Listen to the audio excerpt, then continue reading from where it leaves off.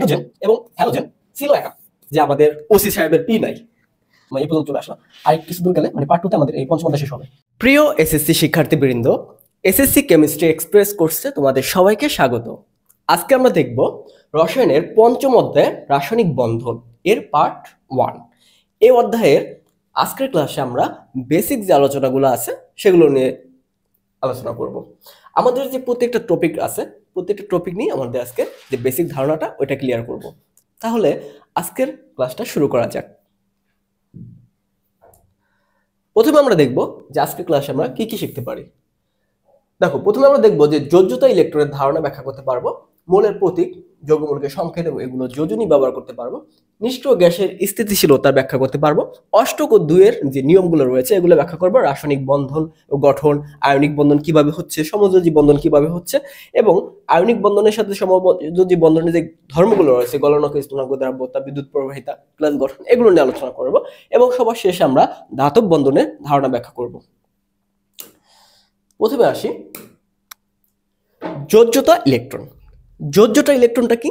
যোজ্যতা ইলেকট্রনটা হবে ওই ইলেকট্রন যে পরমাণুর এই যে সর্বশেষ শক্তি স্তরে যে ইলেকট্রন থাকবে এটাকে বলা হয় যোজ্যতা ইলেকট্রন।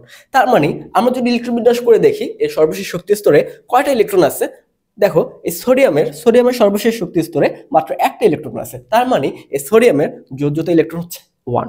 আবার ক্লোরিনের ক্ষেত্রে দেখব যে সর্বশেষ শক্তি স্তরে মোট 7টা ইলেকট্রন রয়েছে, তার মানে ওর যোজ্যতা ইলেকট্রন 7। এখন আমরা দেখব যোজনী। যোজনী আর যোজ্যতা ইলেকট্রন সম্পূর্ণ কিন্তু আলাদা। হ্যাঁ, যোজনী ক্ষেত্রে হবে কি জানো, যে অণু গঠনকালে কোন মৌলের একটি পরমাণুর সাথে অপর একটি মৌলের পরমাণু যুক্ত হওয়ার যে ক্ষমতাটা সেটাই হচ্ছে যোজনী বা যোজ্যতা বলা হয়। আবার দেখো, কোন মৌলের একটি পরমাণু যতগুলো হাইড্রোজেন পরমাণু বা ক্লোরিন পরমাণুর সাথে যুক্ত হতে পারে সেই সংখ্যাই হচ্ছে ওই মৌলের যোজনী বা যোজ্যতা। এটা আমরা এভাবে নির্ণয় করতে পারি যে সর্বশেষ শক্তি স্তরে যে অযুগ্ম ইলেকট্রন সংখ্যাই হবে আমাদের যোজনী। বুঝা গেল? তার মানে আমরা যদি একটা ইলেকট্রন বিন্যাস করে বা সর্বশেষ শক্তি স্তরে চিন্তা করি, সর্বশেষ শক্তি স্তরে যে অযুগ্ম যে বিজোড় যে ইলেকট্রনগুলো থাকতে পারে ওইটাই হবে আমাদের যোজনী। আচ্ছা, এই ক্ষেত্রে যদি আমরা একটা এক্সাম্পল দেখি তাহলে আমরা ক্লিয়ার হয়ে যাব। যেমন আমরা যদি দেখি নাইট্রোজেন বা হাইড্রোজেন যদি দেখি, হ্যাঁ হাইড্রোজেন, হাইড্রোজেনের সর্বশেষ শক্তি স্তরে কয়টা ইলেকট্রন আছে? একটা। তার মানে ওর যোজ্যতা ইলেকট্রন এবং যোজনী দুটাই এক, দুটাই কিন্তু 1 1 আছে, তাই না? এখন দেখো, এবার আমরা দেখব যে মনে করো যে ফ্লোরিন, এই ফ্লোরিনটা রয়েছে। এই ফ্লোরিনের যদি আমরা ইলেকট্রন বিন্যাস করি 1s2 2s2 2p, এখানে আমাদের দেখতেছি যে 5টা ইলেকট্রন রয়েছে। 5টা আসলে আমরা কিভাবে বুঝবো অযুগ্ম আসলে কোনটাকে বোঝায়? এক্ষেত্রে দেখো, আমরা যদি বক্স পদ্ধতিতে ইলেকট্রন বিন্যাস করি তাহলে কিন্তু ক্লিয়ার হয়ে যাবে। আমাদের সর্বশেষ শক্তি স্তর কি আছে? এই যে 2s 2p। এখন দেখো 2s যেটা রয়েছে এটা হচ্ছে আমাদের একটা থাকে, দুইটা, এবং পির ক্ষেত্রে আমাদের কয়টা অরবিটাল থাকে? 3টা সাব অরবিটাল থাকে। হ্যাঁ, এখন দেখো ওর সর্বশেষ শক্তি স্তর কয়টা ছিল? 5টা ছিল। এই পিতে 5টা ছিল। এখন 5টা আমরা প্রথমে একটা একটা করে দেই, কয়টা গেল? 3টা। আরো বাকি আছে 2টা, না? 2টা আমরা এখানে ঢুকাই দিই, একটা 2টা। এখন দেখো ওর সর্বশেষ শক্তি স্তরে কয়টা অযুগ্ম আছে? একটা অযুগ্ম রয়েছে, তাই না? তাহলে এই একটাই হবে ওর যোজনী। এই ফ্লোরিনের যোজনী হবে 1। এছাড়া আমরা দেখবো যে ফ্লোরিন একটা হ্যালোজেন মূলক, হ্যালোজেন গ্রুপের মূলক, তাই না? আর হ্যালোজেনের সবগুলো মৌলের যোজনী হচ্ছে 1। আচ্ছা, এগুলো আমরা পরবর্তীতে দেখব। আমরা আগে দেখে আসি যে আমাদের যে পর্যায় সারণীটা রয়েছে না, এখান থেকে আমরা যোজনীটা খুব সহজে বের করে ফেলতে পারবো। তোমাদের বইতে কিন্তু কিছু চার্ট দেওয়া আছে, দেখো তোমাদের বইতে দেখো এই একটা চার্ট দেওয়া আছে, এখানে কতগুলো মৌলের যোজনী আছে সব দেওয়া আছে। হ্যাঁ, অনেকগুলো। এগুলো তোমাদের অবশ্যই মুখস্থ রাখতে হবে, মাথায় রাখতে হবে। এখন তোমরা মুখস্থ করে রাখো বা বুঝে রাখো, এটা তোমাদের ব্যাপার, কিন্তু অবশ্যই এগুলো মাথায় রাখতে হবে। এখন এতগুলো মৌলের যোজনী মাথা রাখা একটু টাফ ব্যাপার হয়ে যায়। তোমরা যদি ডিরেক্ট মুখস্থ করে ফেলো, হ্যাঁ করতে পারো, একটু কষ্টসাধ্য হবে, কিন্তু তোমরা যদি একটু টেকনিকে মনে রাখো তাহলে কিন্তু এগুলো খুবই ইজি হয়ে যাবে। আচ্ছা, আমরা পর্যায় সারণী পড়ছিলাম যে অধ্যায় 4। আমরা এই পর্যায় সারণীকে কেন্দ্র করে আমরা এই যোজনী বের করে ফেলবো। আচ্ছা, এখন দেখো পর্যায় সারণীর যে গ্রুপ 1 যেটা রয়েছে এটা গ্রুপ 1, 1 নম্বর গ্রুপ 1। তার মানে এই গ্রুপে যারা যারা আছে সবার যোজনী হচ্ছে 1। তার মানে এখানে আমরা কতগুলো পেয়ে গেলাম? Hydrogen, lithium, sodium, potassium, rubidium, caesium, francium সব পেয়ে গেলাম, অনেকগুলো মূল, আমাদের আর নতুন করে মুখস্থ করা লাগতেছে না। 2 নম্বর যে গ্রুপটা রয়েছে, এই 2 নম্বর গ্রুপের যেগুলো আছে না, বাপ মাঙ্গে, কার, স্কুটার, এদের সবার যোজনী 2। 2 নম্বর গ্রুপে সবার যোজনী 2। এই যে হেলিনাকে রুবি, সাজাবে ফ্রান্সে, এটা এবার মনে রাখছো না? তারপর বেটা মাঙ্গে, কার, স্কুটার, এভাবেও মনে রাখতে পারো। ঠিক আছে, তাহলে 1 নম্বর এবং 2 নম্বর গ্রুপের যোজনী আমাদের ক্লিয়ার। এরপর দেখো এই 17 নম্বর যে গ্রুপটা রয়েছে, এই 17 নম্বর যে গ্রুপটা রয়েছে, এই 17 নম্বর গ্রুপের যেই হ্যালোজেন গুলো রয়েছে, তাই না, হ্যালোজেন, এই হ্যালোজেন গুলো এই সবগুলো যোজনী হবে 1। তাহলে আমরা দেখো এখানে কতগুলো মৌল পেয়ে গেলাম? 1 নম্বর গ্রুপ, 2 নম্বর গ্রুপ এবং এখানে হ্যালোজেন গ্রুপ, এদের সবার যোজনী হচ্ছে 1। আমাদের এ পর্যন্ত ক্লিয়ার? এরপর আবার দেখো এখানেও কিন্তু আমরা একটু হিসাব করে বের করতে পারি যদি একটু টেকনিক খাটাই। এটা হচ্ছে 11 নম্বর যোজনী গ্রুপ, হ্যাঁ, এটা হচ্ছে 11 নম্বর গ্রুপ। 11 নম্বর গ্রুপে যোজনী তো কখনো 11 হইতে পারে না, তাহলে কত হইতে পারে?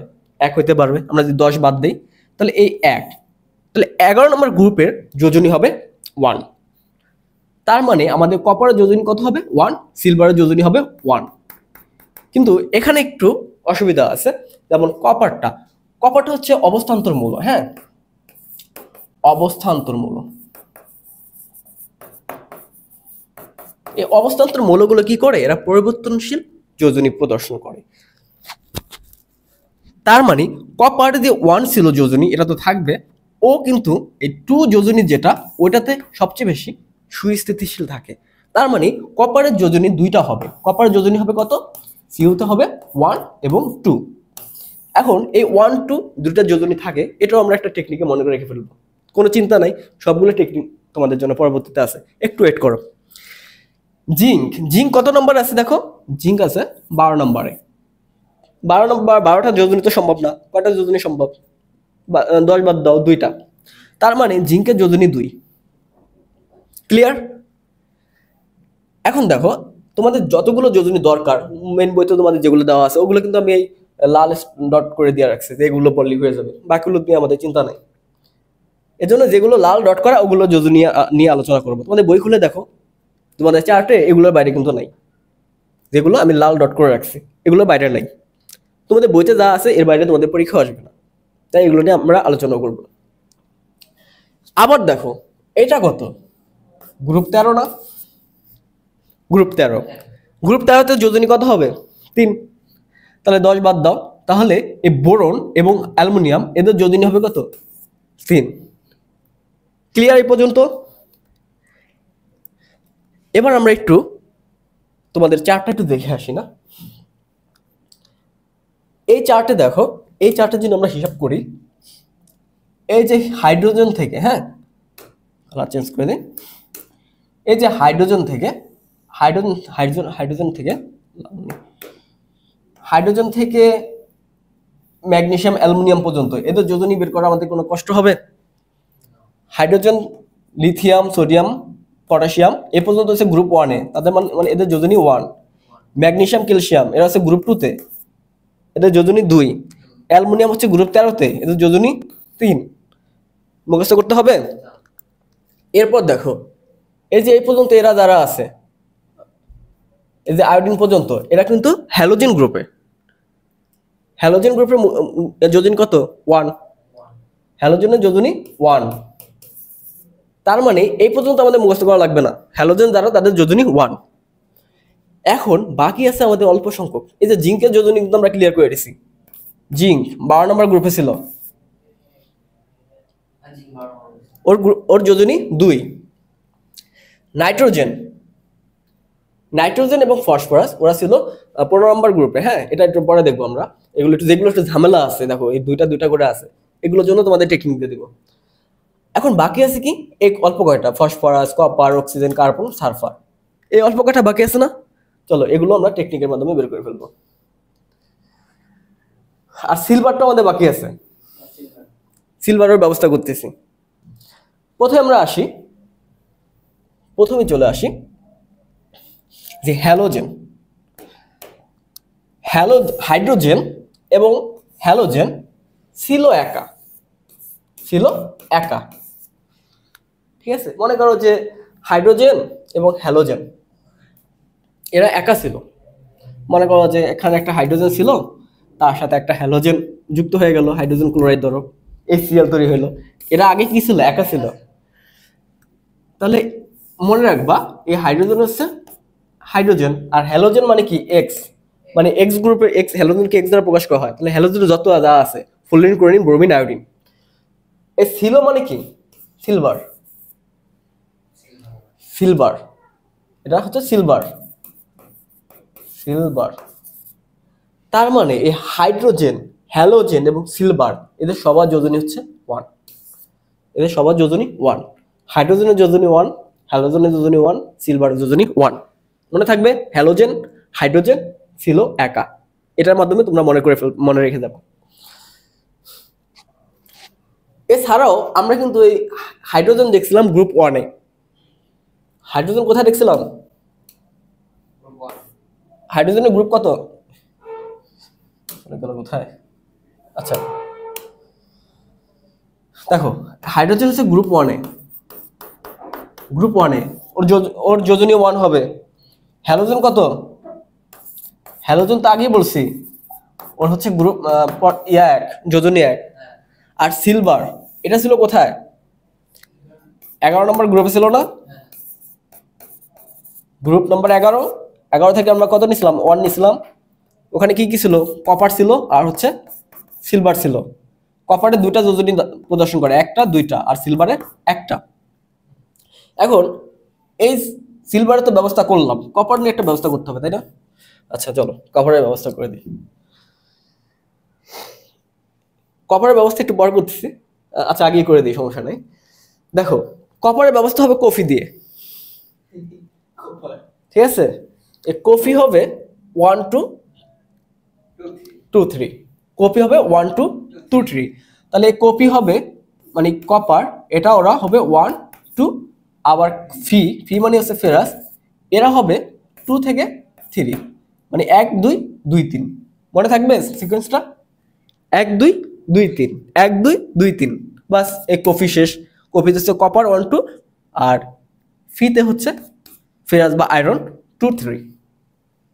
তো আমাদের কপার, আয়রন সবই শেষ। এবার আমরা দেখব যে আমাদের ওসি সাহেবের পি নাই। আচ্ছা, এখন পি দ্বারা আমরা কি বুঝতে পারি? পাটা কিছু বুঝতে পারি, তাই না? বা আমি এবার বলতে পারতাম ওসি সাহেবের পা নাই। অনেক ওসি সাহেব থাকতে পারে, যুদ্ধ করতে গিয়ে পা হারিয়ে ফেলছে, বলতেই পারি। এখন এই ওসি, ওতে হচ্ছে কি? অক্সিজেন। অক্সিজেনের যোজনী কত? 2, আমরা সবাই জানি। এটা আমাদের মুখস্থ, অক্সিজেনের যোজনী 2।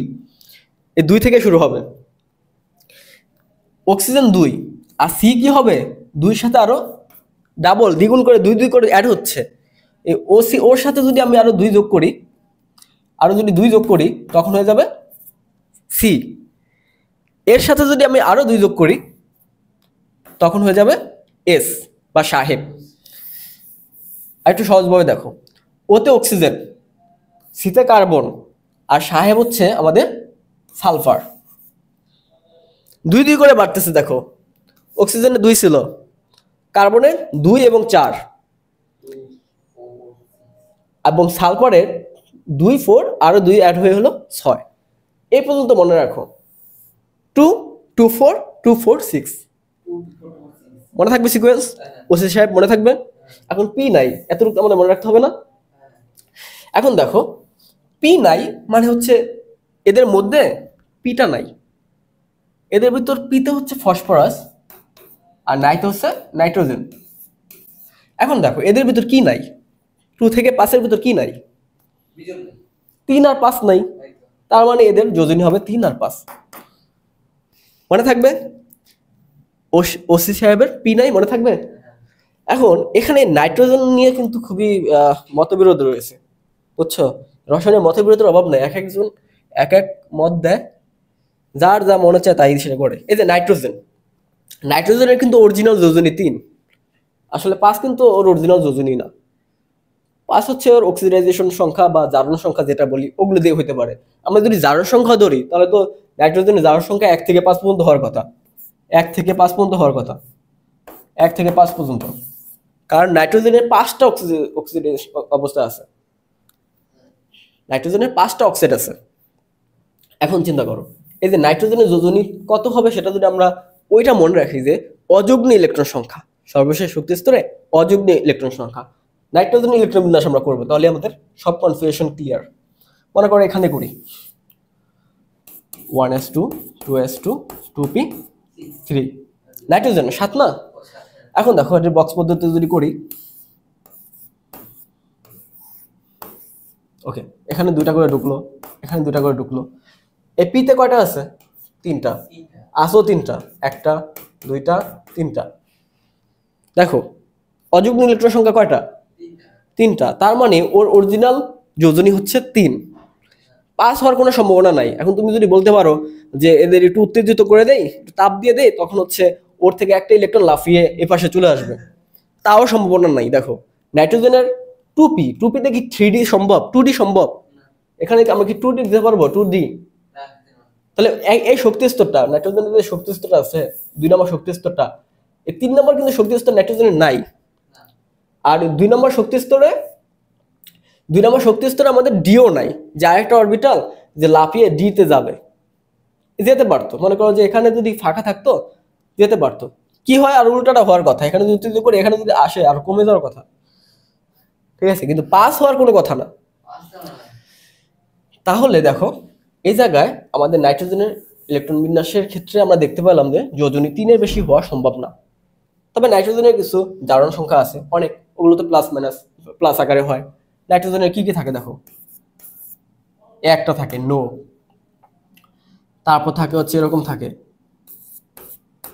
তারপর হচ্ছে এরকম থাকে,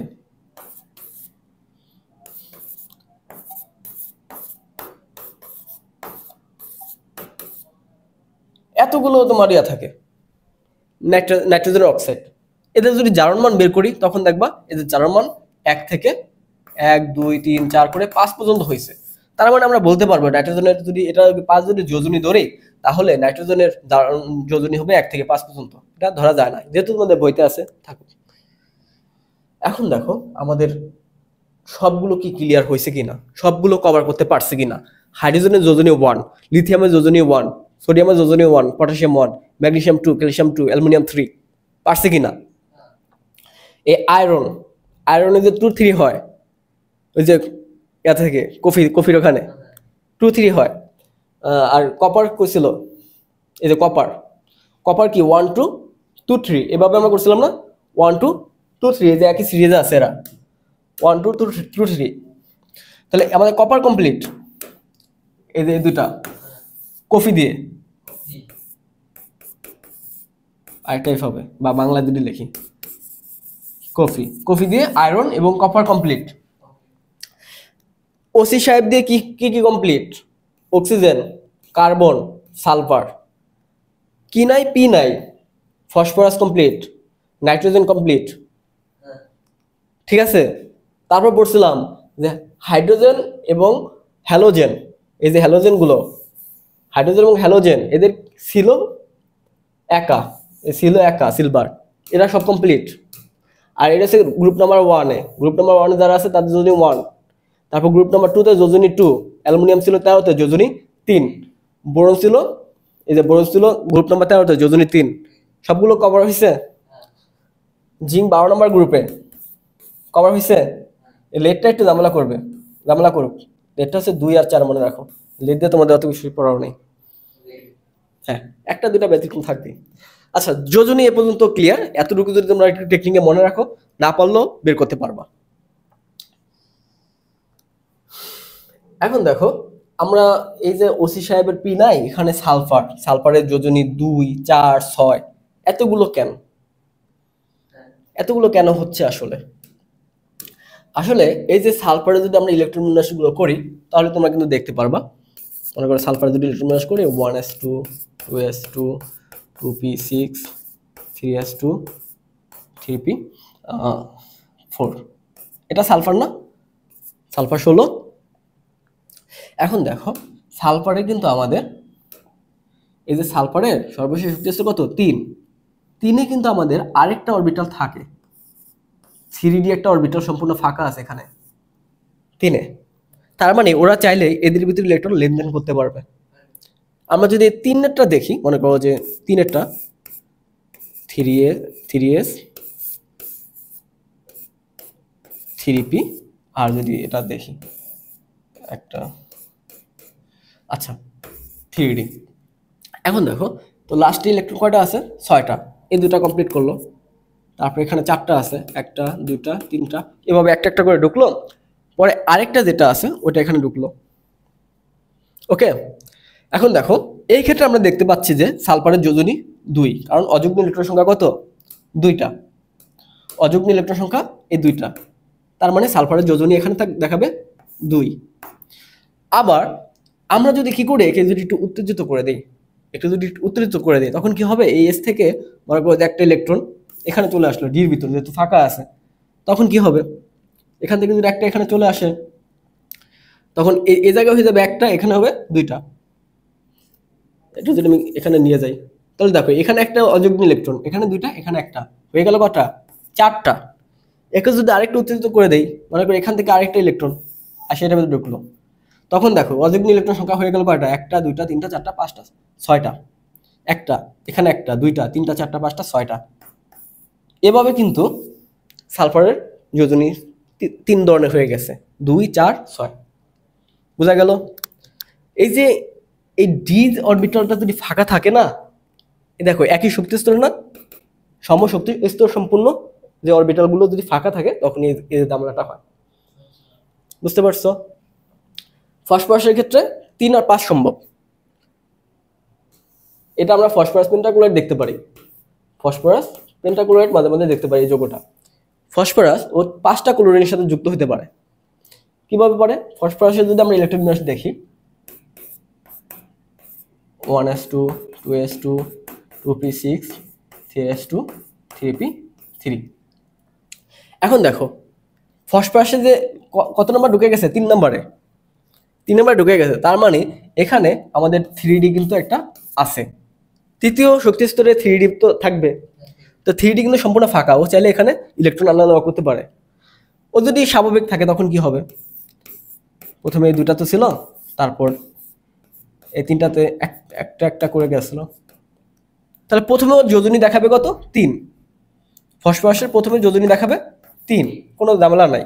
এখন একে যদি একটু উত্তেজিত করে দাও, ঠিক আছে, তখন কি হবে, আমাদের এখানে বিরাট বড় একটা ফাঁকা আছে, কিন্তু অরবিটাল ফাঁকা আছে, অনেকগুলো ঢুকতে পারবে। তখন এখান থেকে একটা এখানে ঢুকে যাবে, ঢুকে গেলে কি হবে, এই জায়গাটা হচ্ছে আমাদের একটা হয়ে যাবে। অযুগ্ম ইলেকট্রন সংখ্যা কয়টা হবে, 1টা 2টা 3টা 4টা 5টা, তখন এর যোজনী 5 শো করবে। ক্লিয়ার? যোজনী নিয়ে মনে হয় না আর কোনো ঝামেলা থাকার কথা, সম্পূর্ণ ভিতর থেকে কনসেপ্টটা ক্লিয়ার করে দিলাম। ওকে, আমরা একটু সামনের দিকে আগে দিই, কফি টফি তো সব করে ফেললাম। এবার আমরা দেখব যে যৌগের রাসায়নিক সংকেত। আমাদের আরেকটা ছিল মনে হয়, এই যে যৌগমূলকের ও তাদের যোজনী। কিছু যৌগমূলক আছে, এটা খুবই সহজ, এটা দেখবা আর লিখবা। অ্যামোনিয়া চার্জ কত প্লাস, তার মানে এটা যোজনী 1। কার্বনেট চার্জ কত 2 প্লাস 2 মাইনাস, যোজনী 2।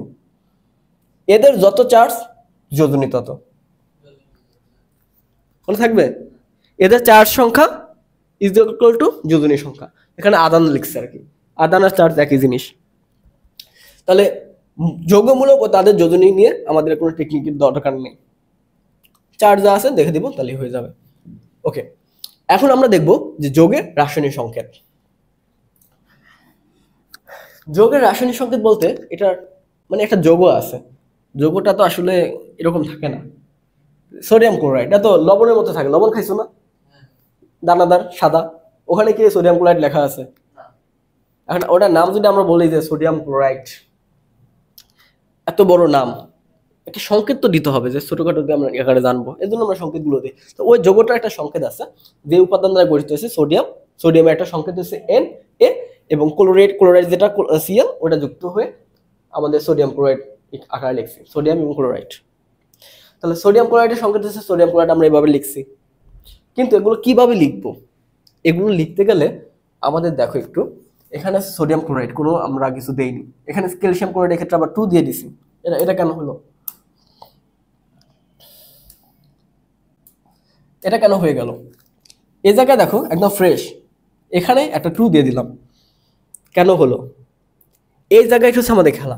দেখো এবার আবার অক্সিজেনের সাথে কিছু নাই, হাইড্রোজেনের সাথে 2, নাইট্রোজেনের সাথে কিছু নাই, হাইড্রোজেনের সাথে 3, কার্বনের সাথে কিছু নাই, হাইড্রোজেনের সাথে 4। একটু গেস করো তো কিভাবে আসলো এই 2 1 3 এগুলো কোত্থেকে আসলো? বিষয়টা না, দেখো সোডিয়ামের যোজনী কত? গ্রুপ নাম্বার 1 যোজনী 1। ক্লোরিনের যোজনী কত? কত? ক্লোরিন হ্যালোজেন গ্রুপে তাও 1। দুজনের যোজনী কত? 1। আমরা যদি এক্সচেঞ্জ করি 1 1 তো থাকবে, এর 1 একে দেব, এর 1 একে দেব না। মনে করো যে আমরা যদি এরকম থাকে এক্স এবং ওয়াই দুইটা মৌল থাকে, যেটা যুক্ত হবে পরমাণু, তখন এটার এ এটার বি। এখন দেখো এটার এ এখানে যুক্ত হবে, এটার বি এখানে যুক্ত হবে। ওকে, আমরা যদি একটু সহজ করে লিখি, মনে করো যে এক্স এটার যোজনী হচ্ছে এ, এটা হচ্ছে ওয়াই এটার যোজনী হচ্ছে বি। যখন এরা যুক্ত হবে, তখন তখন এটার যোজনী এটা যুক্ত হবে, এটার যোজনী এটা যুক্ত হবে। মানে হচ্ছে এক্স এর সাথে বি যুক্ত হবে এবং ওয়াই এর সাথে এ যুক্ত হবে, এভাবে যুক্ত হয়। এখন দেখো ক্লোরিনের ক্ষেত্রে বা সোডিয়ামের ক্ষেত্রে দুজনের যোজনী 1, এটার সাথে এটা আসলে গেলে কোনো সমস্যা নেই, সবই এক এক থাকবে। ক্যালসিয়ামের ক্ষেত্রে দেখো ক্যালসিয়ামের যোজনী 2, ক্যালসিয়ামের 2 গেছে এখানে, ক্লোরিনের যোজনী কত? 1, ক্লোরিনের যোজনী এখানে আসছে। এখন দেখো ক্লোরিনের যে যোজনী 1, এই 1 দিয়ে ক্যালসিয়ামকে গুণ করলে একই থাকে, এটা কিছু বাড়ে কমে না। কিন্তু এই ক্যালসিয়ামের 2 এটার সাথে গুণ করতে হবে, এজন্য এখানে ক্যালসিয়াম ক্লোরাইড চলে আসছে। পানির ক্ষেত্রে দেখো কি হয়, যে অক্সিজেনের যোজনী 2, সে 2 যুক্ত হয়েছে হাইড্রোজেনের সাথে, আর হাইড্রোজেনের যোজনী 1, সে 1 যুক্ত হয়েছে এখানে, 1 লেখলো যা না লেখলো তা। এখানেও সেম, নাইট্রোজেনের যোজনী 3, এখানে 3 এসে যুক্ত হয়েছে, হাইড্রোজেনের যোজনী 1 সেটা এখানে যুক্ত হয়েছে। মিথেনের ক্ষেত্রে সেম। এই পর্যন্ত তো আমরা বুঝতে পারলাম যে যোজনী কিভাবে রাসায়নিক সংকেতের ক্ষেত্রে কাজে লাগে। এখন দেখো যখন যৌগমূলক থাকবে তখন কিভাবে করব? দেখো সালফেটের যোজনী হচ্ছে 2, সালফেটের যোজনী 2, সালফেট মূলকটা রয়েছে ওটা হচ্ছে 2-। তাহলে সালফেটের যোজনী যদি 2 থাকে, তার মানে ওর যোজন চার্জ 2 থাকে, তাহলে 2 থাকে, তাহলে ওর যোজনীও 2। দেখো তাহলে সালফেটের 2 এসে যুক্ত হবে এখানে অ্যালুমিনিয়ামের সাথে, আর অ্যালুমিনিয়ামের যোজনী 3 আমরা আগেই দেখছি, অ্যালুমিনিয়ামের যোজনী 3, সেই 3 যুক্ত হবে এখানে। ঠিক আছে,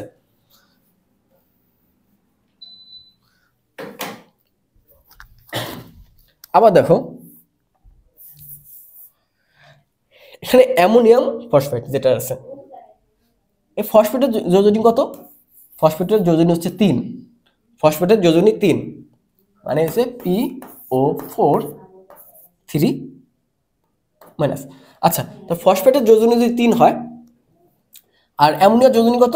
1, তাহলে এই 3 এসে এখানে যুক্ত হবে, এটার 1 এখানে যুক্ত হবে, এভাবে আসলে সংকেতগুলো গঠন হয়ে যায়। তাহলে যৌগমূলকের রাসায়নিক সংকেত কিভাবে হয় বুঝতে পারছো।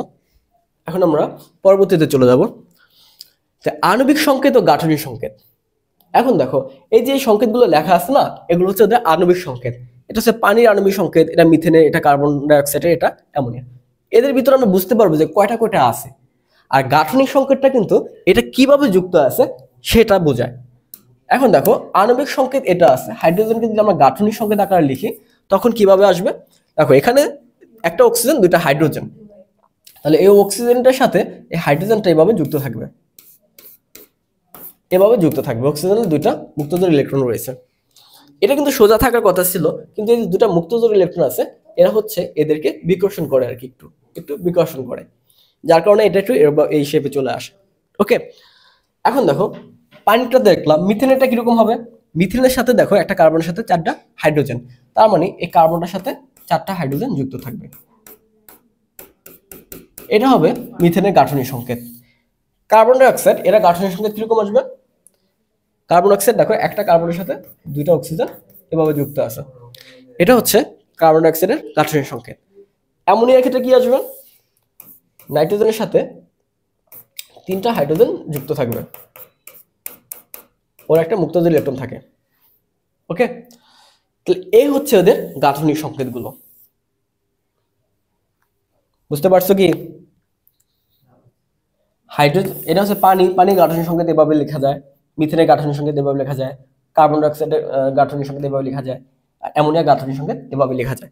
তাহলে এই হচ্ছে আণবিক সংকেত আর এগুলো হচ্ছে গাঠনিক সংকেত। এখন আমরা চলে যাব যে নিষ্ক্রিয় গ্যাস এবং এদের স্থিতিশীলতা। শোনো, প্রত্যেকটা মোলের যে ড্রিম থাকে বা স্বপ্ন থাকে, সেই ড্রিম এবং স্বপ্ন হচ্ছে নিষ্ক্রিয় মোলের ইলেকট্রন বিন্যাস অর্জন করবে। তো নিষ্ক্রিয় মোলের ইলেকট্রন বিন্যাস অর্জন করতে চায় কেন? কারণ এরা সবচেয়ে বেশি স্থিতিশীল। আর এরা কেন সবচেয়ে বেশি স্থিতিশীল? কারণ এরা অষ্টক এবং দ্বৈত নিয়ম মেনে চলে। অষ্টক এবং দ্বৈতটা কি? সেটা হচ্ছে দেখো, কোনো পরমাণুর সর্বশেষ শক্তি স্তরে যে 8টা ইলেকট্রন এটা বজায় রাখতে চাচ্ছে, হ্যাঁ, তখন বিক্রিয়া করতে চায়, তখন সর্বশেষ শক্তি স্তরে এরা 8টা ইলেকট্রন রাখতে চাচ্ছে বা অষ্টক পূর্ণ করতে চাচ্ছে অথবা দ্বৈত পূর্ণ করতে চাচ্ছে। তোমরা যদি নিষ্ক্রিয় গ্যাসগুলোর ইলেকট্রন বিন্যাস খেয়াল করো, প্রত্যেকটা দেখবা সর্বশেষ শক্তি স্তরে হয় দ্বৈত নাহলে অষ্টক পূর্ণ আছে। ওকে, তাহলে এটা হচ্ছে অষ্টক নিয়ম, যাদের দ্বৈত এবং পূর্ণ থাকে এরা স্থিতিশীল, এবং যত মৌল আছে তাদের সবার ড্রিম হচ্ছে এদের মতো হওয়া। হ্যাঁ, এদের মধ্যে সর্বশেষ শক্তি স্তরে অষ্টক পূর্ণ করা বা দ্বৈততা পূর্ণ করা। এখন দেখো, এই যে পূর্ণ করা, এরা কিভাবে পূর্ণ করবে? চালিত পারবে না, তখনই কি করবে, যে একজন একজন থেকে ধার নিবে আর কি, ইলেকট্রন ধার নিবে বা দিবে, এভাবে দেওয়া নেওয়ার মাধ্যমে কিন্তু ওদের মধ্যে একটা বন্ধন তৈরি হয়ে যাবে, মানে বিক্রিয়া হয়ে যাবে। এই বিক্রিয়ার মাধ্যমেই কিন্তু এই অষ্টক পূর্ণ করবে বা দ্বৈততা পূর্ণ করবে। ওকে, এখন দেখো কিছু কিছু মৌলের ক্ষেত্রে আমরা দেখি যে অষ্টক পূর্ণ হয় না। যেমন আমরা যদি দেখি যে বেরিয়াম ক্লোরাইড যেটা আছে, বেরিয়াম ক্লোরাইড Cl2। এখন দেখো এই ক্ষেত্রে কি হয়, এই ক্ষেত্রে দেখো আমাদের এই যে বেরিয়ামটা আছে, ওর সর্বশেষ শক্তি স্তরে রয়েছে 2টা ইলেকট্রন। বেরিয়ামের পারমাণবিক সংখ্যা কত? মাত্র 4। এখন এই 2টা ইলেকট্রন আছে, ও কি করবে, এখানে আরো ক্লোরিন 2টা যুক্ত করে, ক্লোরিন 2টা যুক্ত করে। এখানে ক্লোরিনের অষ্টক ঠিকই পূর্ণ হয়েছে, ক্লোরিনের অষ্টক ঠিকই পূর্ণ হয়েছে, কিন্তু বেরিয়ামের কিন্তু অষ্টক পূর্ণ হয়নি। বেরিয়ামের কয়টা হয়েছে? 2 জোড়া, এখানে 2টা, এখানে 2টা, 4টা হয়েছে। এই যে কিছু ব্যতিক্রম আছে, এরপর কি দিল, দ্বিতীয়টা যে নিয়মটা আছে ওইটা হচ্ছে সবচেয়ে কার্যকরী, তার সবচেয়ে আধুনিক। ওখানে বলা আছে যে এই সর্বশেষ শক্তি স্তরে জোড়া জোড়া ইলেকট্রন থাকবে, ঠিক আছে, হয় এটা 1 জোড়া হোক, 2 জোড়া হোক, 3 জোড়া হোক বা 5 জোড়া হোক। দেখো এটা তো অষ্টক সংকোচন, মানে অষ্টক পূর্ণ হয়নি। আবার কিছু কিছু ক্ষেত্রে দেখবো অষ্টক ডাবল হয়ে যাচ্ছে। যেমন আমরা যদি ফসফরাস পেন্টাক্লোরাইড দেখি, এই ফসফরাস পেন্টাক্লোরাইড, এখন দেখো এখানে আমাদের ফসফরাসটা আছে, এখানে 2টা, এখানে হচ্ছে আমাদের, আর এখানে 5টা, মনে করো 1টা 2টা 3টা 4টা 5টা। এখন ও কি করবে, 5টা ক্লোরিনের সাথে যুক্ত হবে, 5টা ক্লোরিনের সাথে যুক্ত হচ্ছে। এই ক্ষেত্রে দেখো ক্লোরিন কিন্তু ঠিকই 8টা করে ইলেকট্রন পূর্ণ করলো, ক্লোরিন ঠিকই 8টা করে ইলেকট্রন পূর্ণ করলো, কিন্তু ফসফরাসে কিন্তু ইলেকট্রন হয়ে গেল কয়টা, 10 জোড়া, 5 জোড়া, 1টা 2টা 3টা 4টা 5টা, 5 জোড়া মানে কি 2 গুণ 5, মানে হয়ে গেল কত, 10টা। থাকার কথা ছিল কত, কয়টা, 8টা। এই যে এই অষ্টক নিয়মে এই কিছু ত্রুটি দেখে তখন কি বললো, যে দ্বৈত নিয়মটা যেটা আছে ওইটা হচ্ছে সবচেয়ে আধুনিক বা সবচেয়ে গ্রহণযোগ্য। মানে এই নিয়মটা এরভাবে আসলো যে এই জোড়া জোড়া ইলেকট্রন থাকবে, এখানে 5 জোড়া ইলেকট্রন আছে, ঠিক আছে, তাহলে পরমাণু সুস্থিতিশীল অর্জন করতে গেলে এরা জোড়া জোড়া ইলেকট্রনগুলো থাকবে। এটা হচ্ছে অষ্টক এবং দ্বৈত নিয়মগুলো। এবং নিষ্ক্রিয় গ্যাসগুলো এই অষ্টক এবং দ্বৈত নিয়ম দুটোই খুব ভালোভাবে মেনে চলে। ওকে, যেমন আমরা যদি হিলিয়ামের ক্ষেত্রে দেখি, দেখো ওর 2টা ইলেকট্রন আছে, মানে 1 জোড়া ইলেকট্রন আছে। আর্গনের ক্ষেত্রে দেখো, আর্গনের ক্ষেত্রে ওর ইলেকট্রন 1 জোড়া 2 জোড়া 3 জোড়া 4 জোড়া ইলেকট্রন আছে সর্বশেষ শক্তি স্তরে। জোড়া জোড়া আছে। আর আমরা যদি অষ্টকের কথা চিন্তা করি তাও 8টা ইলেকট্রন আছে। তার মানে এই যে নিষ্ক্রিয় গ্যাসগুলো এরা অষ্টক এবং দ্বৈতটা খুব ভালোভাবে মেনে চলতেছে। তুমি আরো যদি দেখো, হিলিয়াম দেখো, নিয়ন দেখো, আর্গন দেখো, ক্রিপ্টন দেখো, এদের সবার শক্তি স্তর এভাবে বাড়ে। হিলিয়ামের ক্ষেত্রে কি হয় 1s2, ঠিক আছে। নিয়নের ক্ষেত্রে কি হবে, নিয়নের ক্ষেত্রে হবে 2s2 2p6, মানে এখানে আরো আছে। তারপর নিয়নের পর কি আছে আমাদের আর্গনের ক্ষেত্রে আমাদের এরকম হবে 3s2 3p6। আর্গনের পর ক্রিপ্টনের ক্ষেত্রে আমাদের এরকম হবে 4s2 4s2 4p6, এভাবে যাবে। ক্রিপ্টোর পর জেনন দেখো, জেনন এদের ক্ষেত্রে কি হয় 5s হয়ে যাবে 5s2 5p6।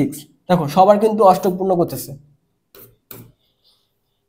ওকে, এখন এই যে নিষ্ক্রিয় যে গ্যাসগুলো রয়েছে না, এই নিষ্ক্রিয় গ্যাসগুলো এদের যেহেতু অষ্টক পূর্ণ হয়ে গেছে বা জোড়া জোড়া আছে, দ্বৈতটা পূর্ণ আছে, এজন্য এরা কারোর সাথে বিক্রিয়া করতে চাচ্ছে না। কেন চাচ্ছে না? হ্যাঁ, তো এই নিষ্ক্রিয় মৌলগুলো যেহেতু এদের অষ্টপূর্ণ আছে বা দ্বৈততা পূর্ণ আছে, জোড়া জোড়া ইলেকট্রন আছে এবং 8টা ইলেকট্রন, এখানে 2টা ইলেকট্রন পূর্ণ আছে, তার মানে এদের লেনা দেনার কোনো দরকার নেই, এদের কারোর সাথে বিক্রিয়া করার কোনো দরকার নেই। এজন্য এরা হচ্ছে নিষ্ক্রিয় গ্যাস। নিষ্ক্রিয় মানে কোনো কাজকর্ম করে না, চুপচাপ থাকে। আবার এই যে মৌলগুলো হচ্ছে সবাই মিলে একটা সংগঠন খুলে বসলো, প্রেমবঞ্চিত সংগঠন। প্রেমবঞ্চিত সংগঠন হওয়ায় এরা কারোর সাথে যেহেতু বন্ধন আবদ্ধ হতে পারছে না, এজন্য এরা যে সংগঠন গঠন করলো সেটা হচ্ছে প্রেমবঞ্চিত সংগঠন। এবং এই প্রেমবঞ্চিত সংগঠনে কেউ কেউ আবার সংগঠন বিরোধী কার্যকলাপে জড়িত থাকে। এরা কারা? যেমন এই জেননের মতো মুখোশধারী কিছু সদস্য, এরা বিভিন্ন পদ নিয়ে বসে থাকে, কিন্তু এরা আবার বিক্রিয়া অংশগ্রহণ করে ফেলে মাঝে মাঝে এর জন্য। তাহলে এই যে প্রেম বঞ্চিত সঙ্গের শর্ত কি ছিল? কারোর সাথে বিক্রিয়া করা যাবে না, কারোর সাথে বন্ধনে আবদ্ধ হওয়া যাবে না। কিন্তু জেনন এরা হচ্ছে বেশি সুন্দরী, কাউকে পেয়ে গেলে এরা কিন্তু আর লোভ সামলাতে পারে না, বিক্রিয়া শুরু করে দেয়। তাই এরা কিন্তু আমাদের এই যে ফ্লোরিন যেটা থাকে, এই ফ্লোরাইড, এদের সাথে কিন্তু বিক্রিয়া করে ফেলে। আবার জেনন তোমার দেখো ডাইঅক্সিজেন, ডাইফ্লোরাইড, এদের সাথে বিক্রিয়া করে ফেলে। বিক্রিয়া করে কি করে হয়? জেনন ফ্লোরাইড তৈরি করে, এখানেও তোমার জেনন ফ্লোরাইড তৈরি করবে, আর এখানে একটা অক্সিজেন বিমুক্ত করে দেয়। দেখো আমরা জানি যে নিষ্ক্রিয় গ্যাসগুলো কি করে না, বিক্রিয়া করে না, কিন্তু জেনন এখানে কি করে, মুখোশধারী হিসেবে সংগঠনে ঢুকে পড়ছে, নিষ্ক্রিয় গ্যাস কিন্তু কিন্তু মাঝে মাঝে বিক্রিয়া অংশগ্রহণ করে দেয়। হ্যাঁ হ্যাঁ, তাহলে এই জেননের আরো কিছু প্রমাণ খুঁজতেছি, আরো কিছু প্রমাণ পেলে এই জেননকে প্রেমবঞ্চিত সংঘ থেকে বহিষ্কার করা হবে। আচ্ছা, এখন দেখব আমরা রাসায়নিক বন্ধন ও রাসায়নিক বন্ধনের গঠনের কারণ, এটা আমরা অবশ্যই দেখিয়ে ফেলছি এতক্ষণ। আমরা নেক্সট স্লাইডে চলে যাই। এবার দেখব যে আমাদের বন্ধনগুলো হয়, আমরা জানি যে বন্ধনগুলো কেন হয়, কারণ হচ্ছে এরা নিষ্ক্রিয় মৌলের মতো ইলেকট্রন বিন্যাস অর্জন করতে চায় সর্বশেষ শক্তি স্তরে। দেখো, তো রাসায়নিক বন্ধন আমাদের অনেকগুলো রয়েছে, আয়নিক সমযোজী, সন্নিবেশ সমযোজী। তোমাদের এই অধ্যায়ে 2টা আছে, আয়নিক এবং সমযোজী, ওটা নিয়ে আলোচনা করবো। আরেকটা বন্ধন আছে ধাতব বন্ধন, ওটা নিয়ে আলোচনা করবো, তাহলেই শেষ হয়ে যাবে অধ্যায়টা। দেখো আয়নিক বন্ধনে কি হয়, এখানে ইলেকট্রনের লেনা দেনা হয়, ঠিক আছে, একজনের ইলেকট্রন আরেকজনকে দিয়ে দেয়, ঠিক আছে। এখন নিঃস্বার্থে দেয় না, স্থিতিশীল হওয়ার জন্য দেয়। দেখো ওদের সবার একটা ঝামেলা আছে, যেমন দেখো এই সোডিয়াম, ও সর্বশেষ শক্তি স্তরে একটা ইলেকট্রন আছে। এখন ও কি করতেছে, ও চাইলেই আরো 7টা ইলেকট্রন যুক্ত করতে পারতেছে না, কারণ অনেক দরকার, অনেক শক্তি দরকার অনেকগুলো ইলেকট্রন আনতে। এজন্য ও কি করতেছে, যে একটা ইলেকট্রন ত্যাগ করে দিয়ে মুক্ত হতে চাচ্ছে। পরে যে শক্তি স্তরটা দেখো, এখানে 8টা ইলেকট্রন কিন্তু পূর্ণ আছে, তার মানে ও শান্তি। এখন দেখো এই ক্লোরিনের ক্ষেত্রে দেখো সর্বশেষ শক্তি স্তরে কয়টা, 7টা ইলেকট্রন আছে। ওর দরকার ছিল 7টা, আর ওর আছে 7টা, মানে ও পারবে না যে 7টা ইলেকট্রন ত্যাগ করে দিয়ে সর্বশেষ শক্তি স্তরে অষ্টক পূর্ণ করতে। এই জন্য কি করে জানো, এই সোডিয়ামটা একটা ইলেকট্রন এখানে দান করে দেয়, মানে ত্যাগ করে দেয়। সোডিয়াম যখন একটা ইলেকট্রন ত্যাগ করে দিবে, তখন ও হয়ে যাবে সোডিয়াম প্লাস আয়ন। হ্যাঁ, একটা ইলেকট্রন ত্যাগ করে দিল। আর ক্লোরিন ও কি করবে, একটা ইলেকট্রন গ্রহণ করবে। এই দান এবং গ্রহণ এই দুইটা কিন্তু একসাথে হবে, এমন না যে সোডিয়াম দান করে বসে আছে, এই দান এবং গ্রহণ দুটো একসাথে হয়। এই ক্লোরিন একটা ইলেকট্রন গ্রহণ করে হয়ে যাবে ক্লোরিন মাইনাস। দেখো এটা দুইটা আয়নে পরিণত হলো, একটা প্লাস একটা মাইনাস। এই যে প্লাস মাইনাস আয়নে পরিণত হলো, এদের আরেকটা কিন্তু নাম আছে। এই ধনাত্মক যে আয়নটা হবে এটার নাম দেওয়া হয় ক্যাটায়ন, ক্যাটায়ন। আর ঋণাত্মক যে আয়নটা হয় এটার নাম দেওয়া হয় অ্যানায়ন, অ্যানায়ন। ওকে, এটা হচ্ছে ক্যাটায়ন, এটা হচ্ছে অ্যানায়ন। এই ক্যাটায়ন এবং অ্যানায়ন তখন পরস্পর মিলিত হয়ে যায়। দেখো এটা হচ্ছে কি সোডিয়াম প্লাস, এটা হচ্ছে মাইনাস, প্লাসে মাইনাসে কি আকর্ষণ হবে কিনা? ঠিক আছে, এই মনে করো সোডিয়াম হচ্ছে একটা হ্যান্ডসাম বয়, আর ক্লোরিন হচ্ছে একটা কি বিউটিফুল গার্ল। দুজন দুজনের প্রতি অ্যাট্রাকশন তো বাড়বেই, এবং দুজন যুক্ত হয়ে হয়ে যাবে আমাদের খাবার লবণ সোডিয়াম ক্লোরাইড, যেটা আমরা ভাত দিয়ে খেয়ে ফেলি। আচ্ছা, এটা হচ্ছে আয়নিক বন্ধন। আয়নিক বন্ধনের ক্ষেত্রে কি হয়, ইলেকট্রন দান এবং গ্রহণের মাধ্যমে যে বন্ধনটা গঠিত হয়, এবং এই বন্ধনটা কিন্তু খুবই শক্তিশালী বন্ধনে আবদ্ধ হয়। ঠিক আছে, প্রেমের বন্ধন এত সহজে কিন্তু ভাঙা যাবে না। যে বন্ধনটা ভেঙে যায় এটা কিন্তু আসলে সত্যিকারের প্রেমের বন্ধন ছিল না। আচ্ছা, আমরা এখন দেখব সমযোজী বন্ধন। সমযোজী বন্ধনের ক্ষেত্রে কি হয়, যে এদের সবারই ইলেকট্রনের অভাব, সবারই ইলেকট্রনের অভাব। এখন এরা তো আর দান করতে পারবে না, ইলেকট্রনের তো অভাব। হ্যাঁ, নিবে। মনে করো যে হাইড্রোজেন আর এই পানি অক্সিজেন এরা আছে। এখন দেখো অক্সিজেনের অক্সিজেনের আমি এটা দিয়ে দেখি। অক্সিজেন, মনে করো অক্সিজেন, অক্সিজেনের সর্বশেষ শক্তি আছে কয়টা আছে? 1s2 2s2 2p6 2p6।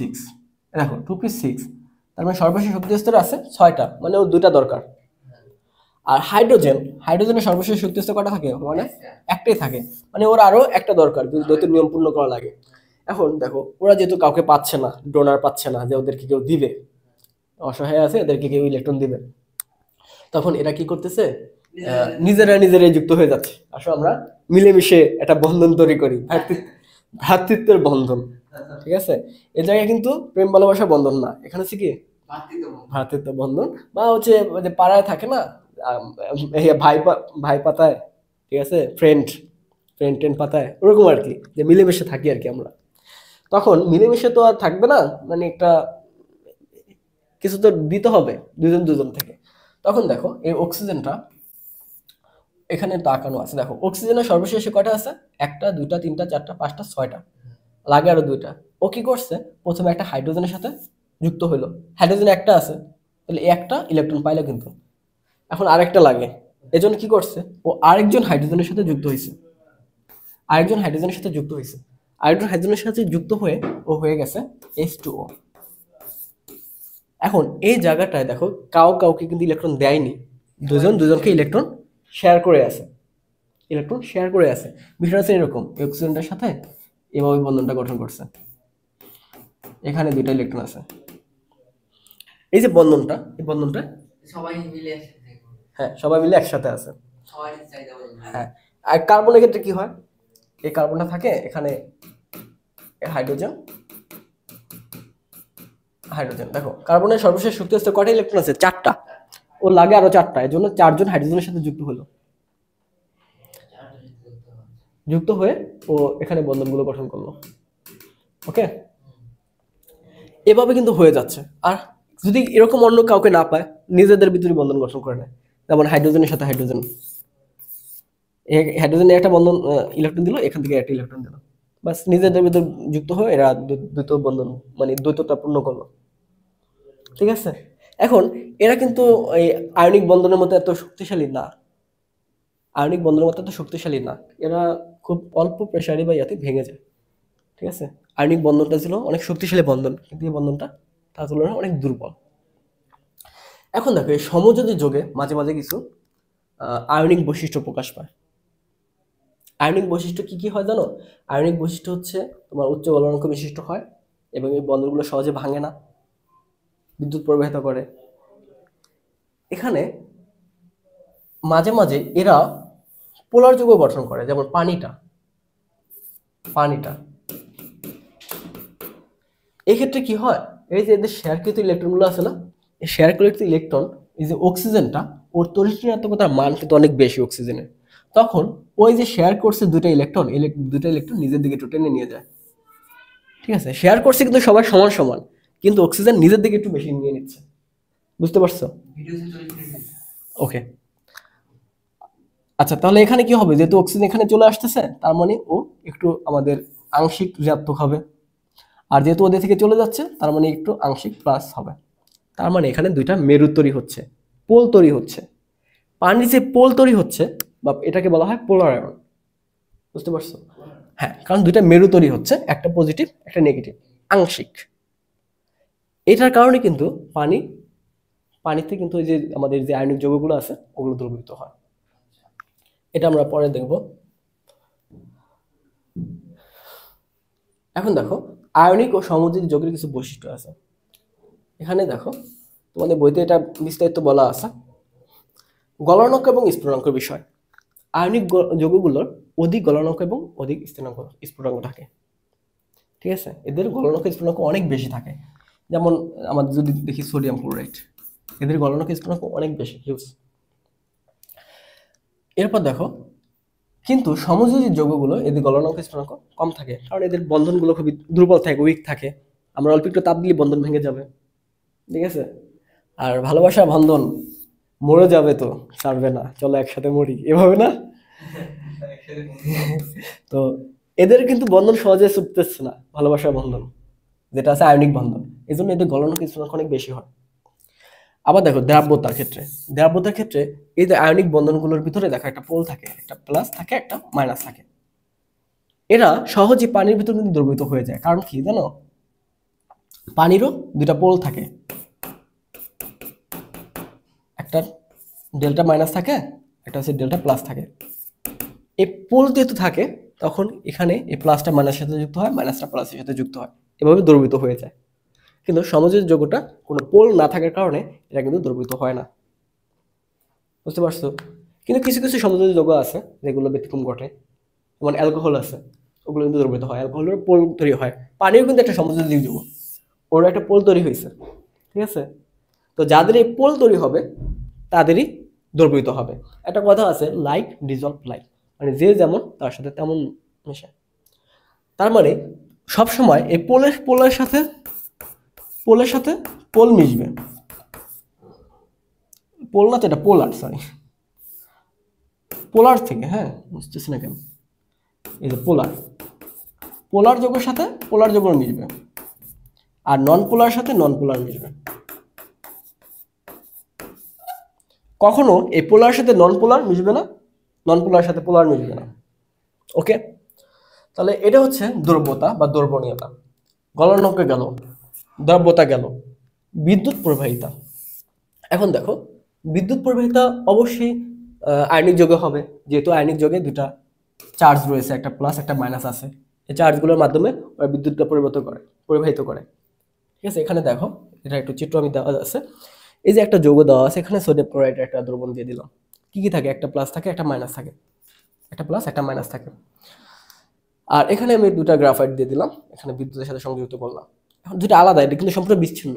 তার মানে এই লাইটটা যদি জ্বলতে হবে, লাইটটা তখনই জ্বলবে যখন এই যে এখান থেকে ইলেকট্রনগুলো এখানে আসবে, মানে এখান থেকে ইলেকট্রনগুলো এখানে গিয়ে, এই যে ইলেকট্রনগুলো যখন এখানে আসবে, তখন এখানে যখন আসবে তখনই কিন্তু আমাদের লাইটটা জ্বলে উঠবে, যেহেতু মাঝখানে কিছু নাই।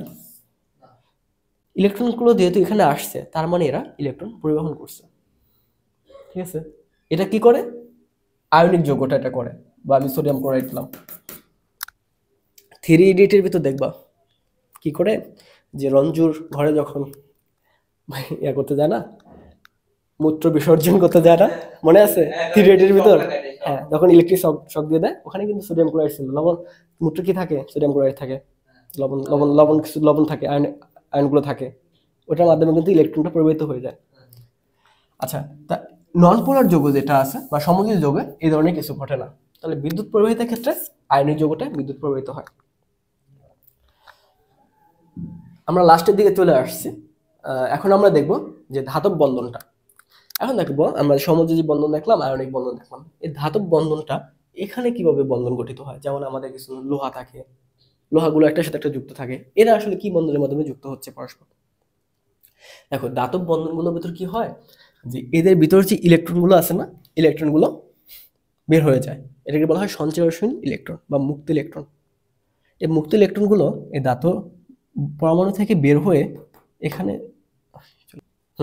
আচ্ছা এই অবস্থায় থাকে। দেখো এগুলো হচ্ছে প্রোটনগুলো প্লাস, এগুলো হচ্ছে মাইনাস। ওকে, এই যে ইলেকট্রনগুলো আছে, মনে করো এগুলো ইলেকট্রন, এগুলো হচ্ছে ইলেকট্রন। দেখো এই ইলেকট্রনগুলো এই পরমাণু থেকে বের হয়ে এই জায়গায় এসে ঘোরাফেরা করে মুক্তভাবে। এভাবে ঘোরাফেরা করার কারণে তখন দেখো এটা তো হচ্ছে পজিটিভ, এটা হচ্ছে নেগেটিভ। এই পজিটিভ এবং নেগেটিভে একটা কিন্তু আকর্ষণ বল কাজ করবে এগুলোতে, তাই না? একটা আকর্ষণ বল কাজ করবে না এগুলোর ভিতরে, পরমাণুগুলোর ভিতরে। এই যে ইলেকট্রোস্ট্যাটিক যে আকর্ষণ বলটা, ঠিক আছে, যে বিদ্যুতের মধ্যে যে আকর্ষণ বলটা, এই আকর্ষণ বলটার কারণে কিন্তু এই পরমাণুগুলো একসাথে যুক্ত থাকে, এটাকে বলা হয় ধাতব বন্ধন। তো একটি একখণ্ড ধাতুর মধ্যে পরমাণুগুলো যে আকর্ষণের মাধ্যমে যুক্ত থাকে তাকে ধাতব বন্ধন বলে। একই ধাতুর অসংখ্য পরমাণু পরস্পরের সাথে ধাতব বন্ধনের মাধ্যমে আবদ্ধ থাকে, আবদ্ধ হয়ে তখন ওরা একটা ক্রিস্টাল তৈরি করে। ধাতব বন্ধনের কিছু বৈশিষ্ট্য, এটা লাস্ট স্লাইড। দেখো ধাতুর বিদ্যুৎ পরিবাহিতা, তো বিদ্যুৎ পরিবাহিতা হয় কারণ আমরা জানি ধাতব বন্ধনের ভিতর কিছু মুক্ত জোড় ইলেকট্রন থাকে বা মুক্ত ইলেকট্রনগুলো ঘোরাফেরা করে, প্লাস মাইনাস এভাবে থাকে, তাই না? এভাবে থাকে।